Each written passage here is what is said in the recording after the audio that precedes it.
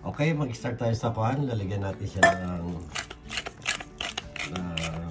black pepper and a little bit garlic powder and a little bit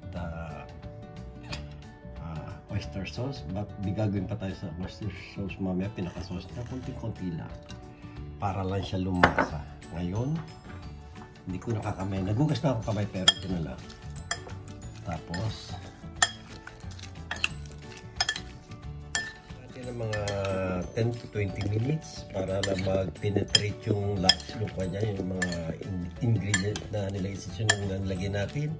So may mango tayo, may garlic, meron tayong ginger, at meron tayong onion. At ito ang pinaka-main course na ilalagay natin, at meron tayong bell pepper, saka string beans, so, hipon, shrimp. And guys, para siyang ginrill sa air fry na wala siyang oil. Natin ito lalagyan ng oil. Ngayon, luto na to, hangoy na natin. Ayun yung ginger, tsaka sabay na natin to.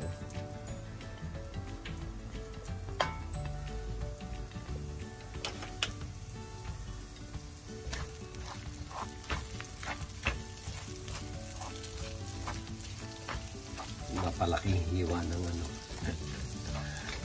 ng ginger. Okay, sinutay na natin, sinamahan natin yung onion.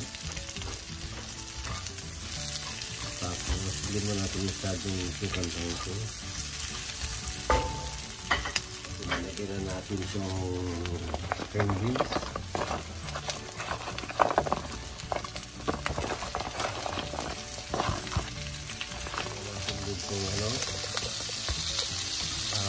Bell pepper. Saka yung pinaka-main, yung mango. Kaya siya mango spoon.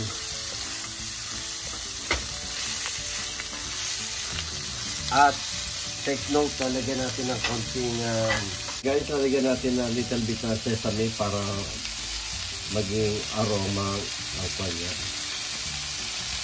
Hindi natin mo yan. Ito natin yung shrimp.